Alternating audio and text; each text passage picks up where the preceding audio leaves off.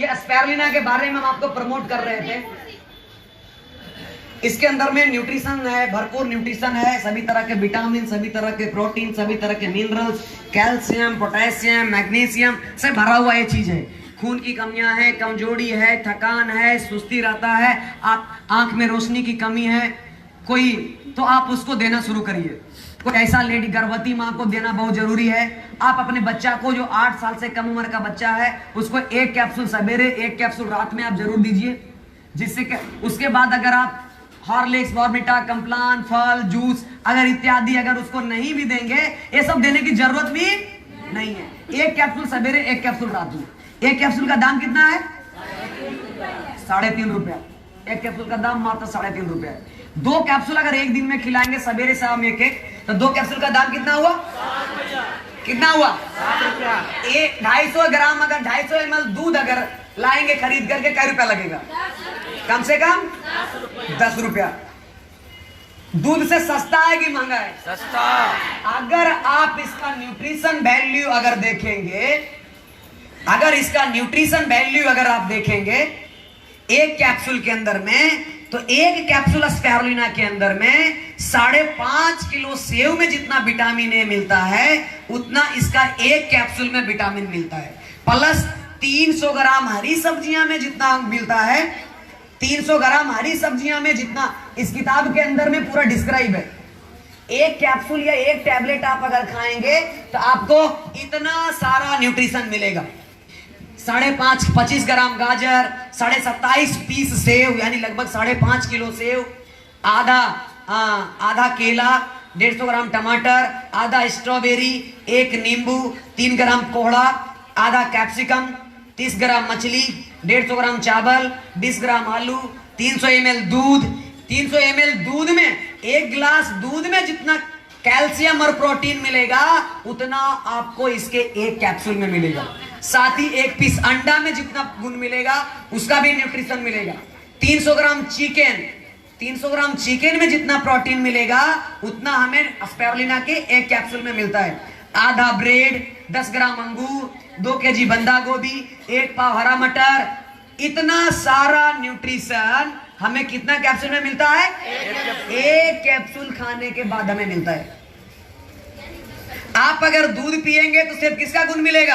दूध का। फल का गुण मिलेगा? नहीं। सब्जी का गुण मिलेगा? नहीं। मीट मछली का गुण मिलेगा? नहीं। लेकिन अगर आप स्पाइरुलिना खाएंगे तो सभी तरह के फल, सब्जियां, मीट, मछली, अंडा, अनाज, दुनिया में जितने तरह के वनस्पति है सभी तरह के वनस्पति का गुण आपको मिलेगा।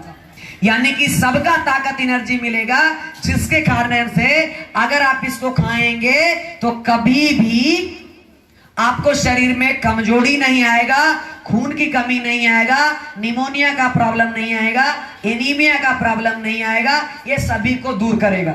8 साल से कम उम्र के बच्चा को 1 कैप्सूल सवेरे 1 कैप्सूल रात में देना है। 8 साल से ऊपर वाले बच्चे को 2 कैप्सूल सवेरे 2 कैप्सूल रात में देना है। और कोई गर्भवती माँ अगर है तो उनको देना मत भूलिएगा। बहुत ही अच्छा रिजल्ट आता है प्रेगनेंसी के टाइम में। 3 कैप्सूल सवेरे 3 कैप्सूल रात में कम से कम उसको अंक आप देना शुरू करिए। नॉर्मल डिलीवरी की चांसेस बढ़ जाता है, बच्चा भी स्वस्थ जन्म लेता है और जो माँ होती हैं बच्चे की वो माँ भी हेल्दी होती हैं।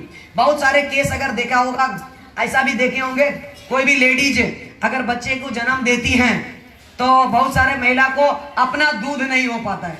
ऐसा केस होता है कि नहीं होता है?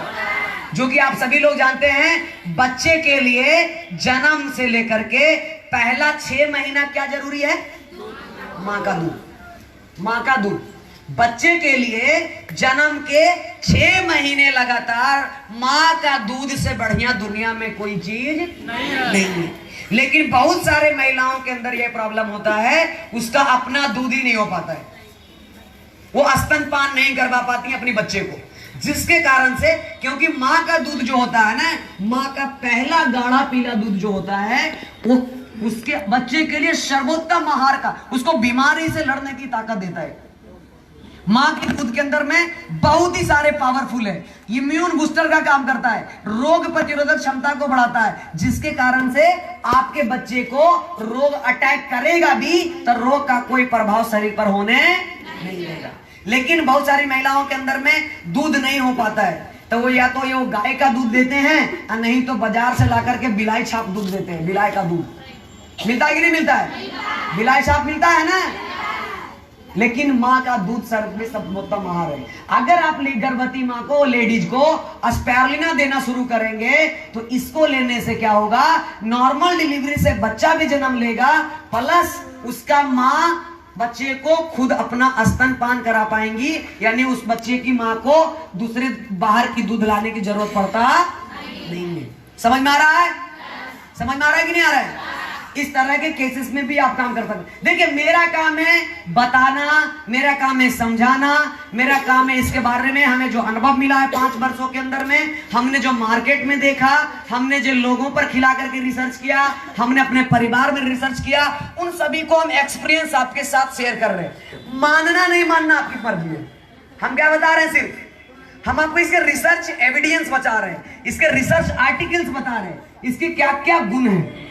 मानना नहीं मानना आपकी मर्जी। मेरा काम है इसके बारे में लोगों को जागरूक करना, सलाह देना। मान गए तो भी बढ़िया, नहीं माने तो भी बढ़िया, इससे कोई प्रॉब्लम। जब तक आप इसको खुद नहीं इस्तेमाल करेंगे, जब तक इसका पावर आपको समझ में आने वाला नहीं है। बहुत सारे लेडीज अगर आप देखते होंगे मां नहीं बन पाती हैं, ऐसा भी केस है, कैसे कि नहीं, गांव में, मोहल्ला में, परिवार में शादी का 20-20 वर्ष हो गया लेकिन अभी वो बच्चे की जन्म मां नहीं बनी है। प्रॉब्लम है कि नहीं है? वो इनफर्टिलिटी के प्रॉब्लम में आ जाता है, बांझ, जिसको बांझपन बोलते हैं। उसका मेन कारण क्या है? बांझपन होने का मेन कारण है vitamin A, vitamin C, vitamin की हार्मोन इम्बैलेंस होना। किसकी कमी के कारण? हार्मोन की कमी के कारण। समझ में आ गया ना? ये सभी, चाहे ट्यूब ब्लॉक होना, चाहे पुरुष के अंदर में नपुंसकता आना, ये सभी हमारा hormone imbalance, nutrition, vitamins, minerals, nutrition, ये सभी के कारण से ही महिला के अंदर हो बांझपन का प्रॉब्लम, चाहे पुरुष के अंदर में नपुंसकता का प्रॉब्लम हो, ये सभी कोई ना कोई न्यूट्रिशन की डिफिशियंसी के कारण होता है।